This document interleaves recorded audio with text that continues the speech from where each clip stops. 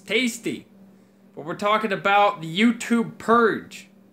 Well, might not be a purge. It might be a purge. I'm gonna wait and see. I usually, instead of I post certain things when I think I have reasonable evidence to draw a conclusion. But, you know, YouTube says that it might have been new employees who don't understand free speech, which basically means the Google log hired a bunch of people that, you know, think the same as they... hired a bunch of people that think the fucking same. And all these new people that think the same as everybody else up the chain in the Google log. You know, because it's like the Kremlin up in that motherfucker. They flagged a bunch of conservative videos, and YouTube's like, hey, free speech, they don't understand it. Which makes me question the people YouTube is hiring.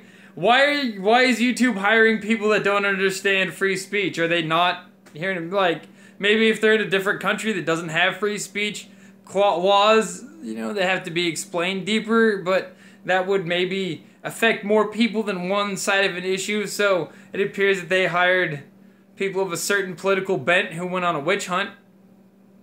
And now YouTube's trying to recover from that. Who knows if they will, you know, do anything about it. Maybe they'll just be like, we'll do something. No. But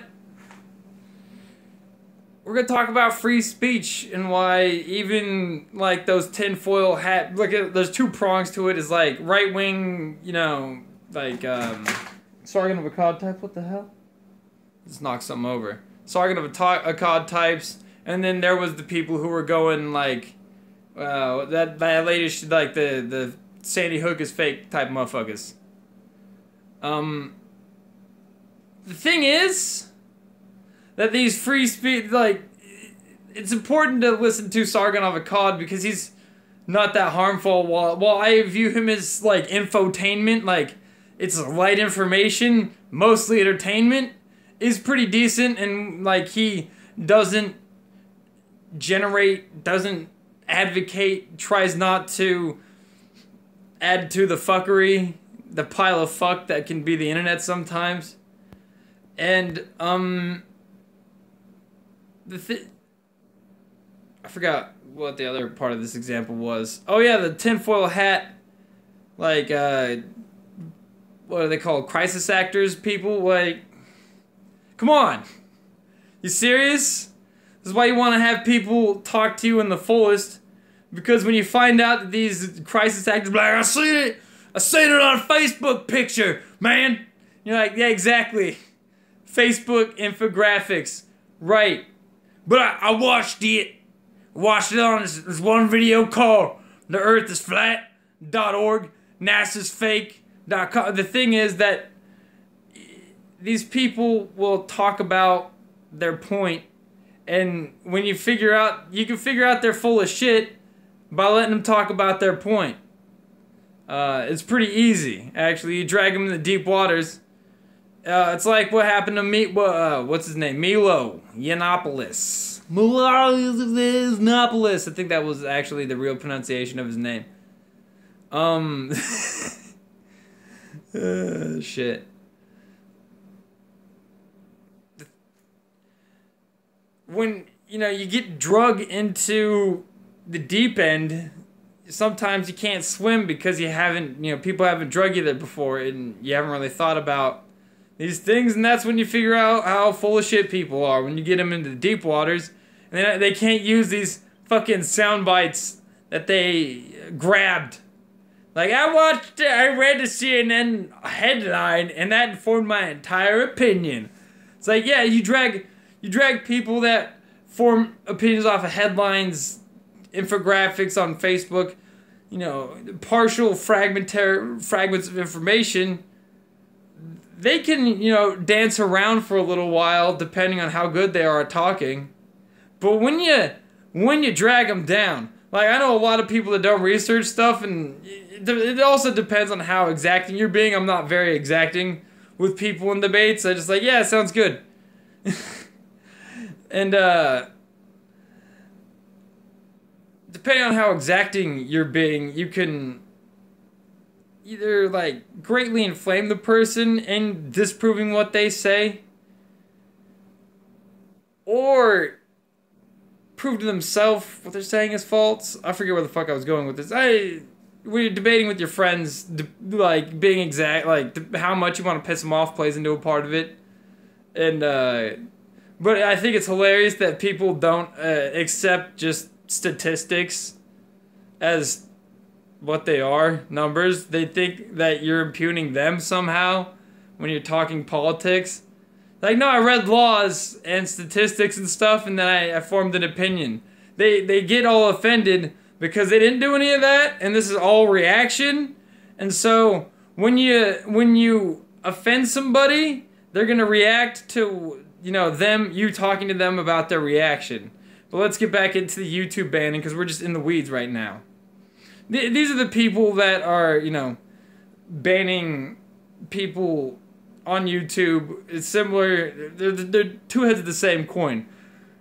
The people that are like SJW types that haven't really, they've done like the barest amount. They read a CNN article, and you talk to them long enough, you figure out they're full of shit. Talk to these people who say, "So crisis actors," they're full of shit. Deep waters, man. Most people don't go to deep waters. Most people spend their day like saying some shit that they can say like in a line, be like, "Well, I heard this," and they go back to sipping coffee. You put them into the place where you're like, "No, but what about that? And how do you prove it? And who came up with this?" They're like, "I don't know," and that's how you figure it out. That's why total free speech is important. Is because when you drag Milo Yiannopoulos into waters, you find out he's a Christian and he hates himself and all this weird shit. And when you spend, I can't think of another example off the top of my head. What's that dude? The Kardashian runner that became a woman. I forget the name. But that person is a transgender person who's against gay marriage. The fuck? What is that shit? You don't want, dudes banging each other? But somehow, like, man, if you want to be authoritarian about shit, like you want to say you can't do this, but I get to do all this shit over here, I don't give a fuck what he did. But the idea that he's like, "I'm against gay marriage," just shows how little considered, like, how poorly he considered that whole thing, his entire stance. And that's what happens when you drag people into deep waters. What's up, man? That was some weird shit I just got into. I was talking about the guy, the Jenner. What's up, Yusuf? The Jenner that did the whatever, became a chick, or was it a dude? But he was like, "I don't like gays." It's like, well, you don't like gays, but yeah, you got a dick or a vagina or whatever? Goddamn, did you think anything through, ever? Shit, man. And that's like when Milo Yiannopoulos got on the Joe Rogan podcast. He was like, it turns out he hates himself. It's like, Jesus. And when you get these people into, like, waters that they haven't really been before, or just talk to them for a while, and you're like, yeah, talk to crazy KKK people, and then they're like, "Turns out we're all from the moon." It's like, no, but now I know where you're coming from. Good to know. And that's it. That's why free speech is important. It sounds like, but they're letting all these people over here say all this shit. Yeah, so we figure out how full of shit people are, because there's the bullshit meter, and it's hard to judge bullshit when you talk to somebody for 5 seconds. Like, "Oh, yeah, that sounds good." Anybody can fucking dodge a question for a few seconds, just like, "Yeah, no, but look, it's Elvis," and then they just run off. That's it. It's fucking easy. Yeah. I've already said everything, like, way too much. Peace. Damn it. I'm not smart enough to stop this damn stream.